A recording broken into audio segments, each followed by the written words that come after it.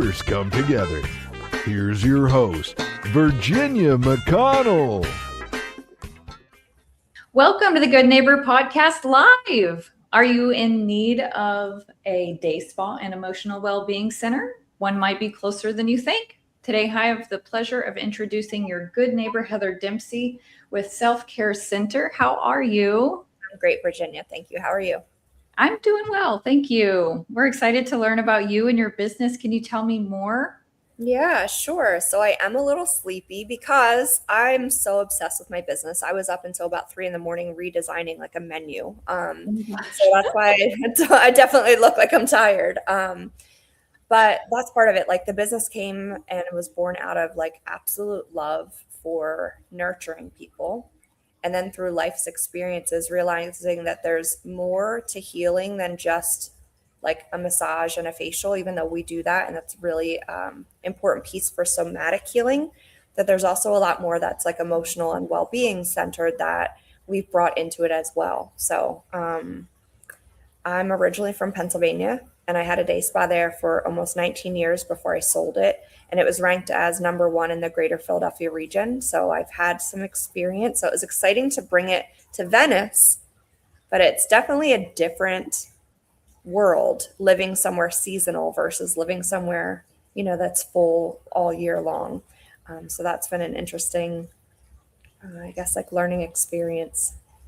Yes, and lots of sun. Lots of sun here. Yeah, so it's been easy to promote the skincare part of the business because everyone needs, healing from sun damage, and just sun is the #1 aging factor for our skin. We think it's aging, it's actually sun, because the sun breaks down like the collagen production, the elastin production, it dries it, it creates pigmentation. So there's so much to it that, it's really easy to build that part of the business. Yeah. And how did you get into this business? I think that I was born to nurture is part of it, but I also really love details, and I'm a really good organizer and just kind of strategizer. So I think just being an employee for someone for a long time and seeing other ways things could be done, other ways that people that work for you can be treated, and also wanted to just always be curious and learn new things and add new things. So it just evolves. I mean, it's been more than half my life that I've owned this type of business. And so I think it's over, God, I tried to figure it out the other day. It's like over 27 years, I think. Wow. Might even be longer than that. Yeah. So just evolving into saying like, what is it that people are looking for? What is it that they need is the first thing. But what is it that they're looking for that they think will satiate that need or attend to that need? And then how can we introduce things that do, but then also help even more?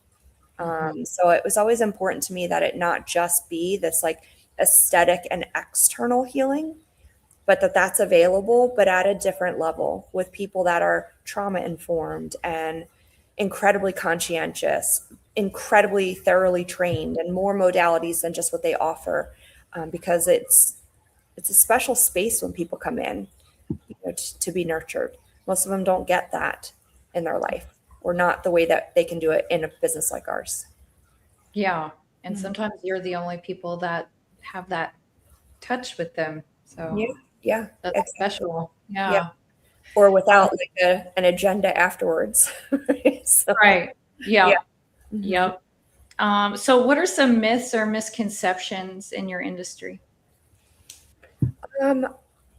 Myths and misconceptions. So I think that's the general public that doesn't know about our business doesn't realize the licensing and the certification that should be a part of their practitioner. In my business in almost 30 years, I've been in this industry for over 30, owning it for a little less than that.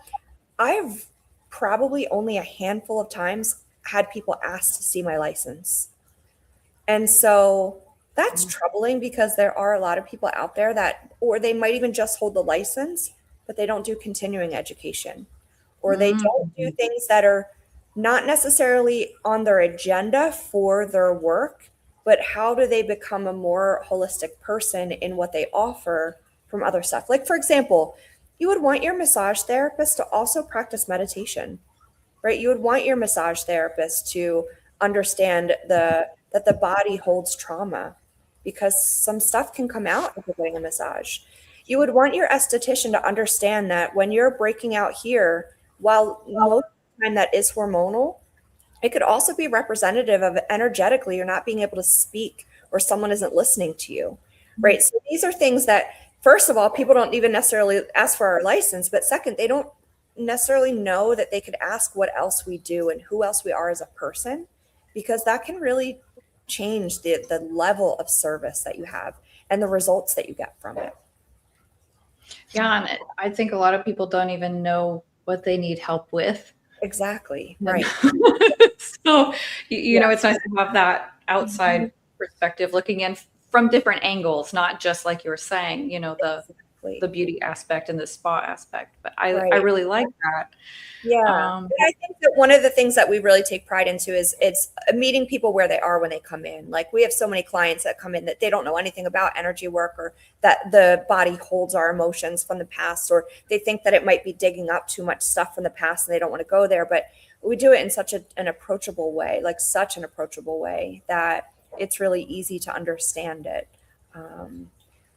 I could go into an example, but I'm sure we have limited time. So, okay. So we know marketing is the heart of every business. Who is your target clientele and how do you attract them? I think being really authentic with who we are and just having no fear in saying that in our messaging. You know, I remember when I very first opened and seeing how it was in Florida, I knew that we provided a different level of experience. And so I talked about that, you know, we might be higher priced than the average place, but here's why. And it was in a way of like, if, you know, their personal values don't matter to you, if their continuing education doesn't matter to you, then that, you know, $80 place is perfect. There's nothing wrong with it. But when you want more, when you're seeking more, that's why we're the place that you would want to find. So it's having no fear in what you're saying that it might not appeal to someone, because that means it's perfect. Like if you're not appealing to someone, that means they get to find the place that's right for them. And when we're really honest with who we are, then it's the right people that find us. So I think that's the biggest piece that I've learned with marketing is messaging and who you are and how you talk about that.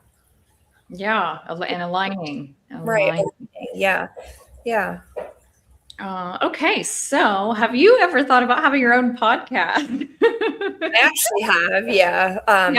It was, I think that because of the coaching world and the work that I do in the therapeutic aspect of stuff, it's hard for people to really understand it in a super short little time.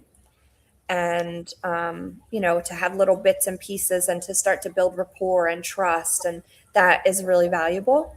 And I love to talk about stuff I love. So, yeah. Mm-hmm. All right. Okay. So can you tell our listeners one thing they should remember about Self-Care Center?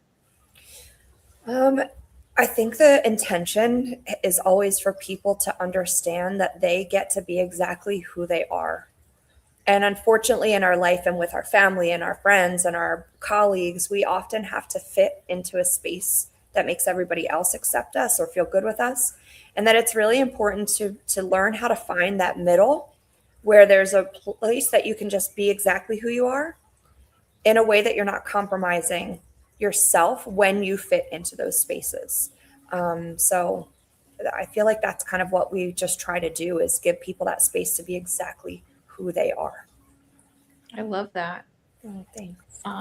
Can you also tell our listeners how they can learn more about Self-Care Center? Yeah, so we have a website that's a wealth of information. Sometimes people feel it's overwhelming, but it's just www.sccvenice.com. On that is a contact form. They could email from there any questions. There's a booking link there that shows every service, all the prices, all the descriptions, and also there's a consultation. So if somebody would just want to chat with me or one of the practitioners, they can schedule. There's no commitment to do anything with that. It could just be like, can you tell me more about it? So, yeah. Awesome. Okay. Well, Heather, I really appreciate you being on the show. We wish you and your business the best moving forward. Thank you. Thank you. Thank you for listening to the Good Neighbor Podcast. To nominate your favorite local businesses to be featured on the show, go to gnpsarasota.com.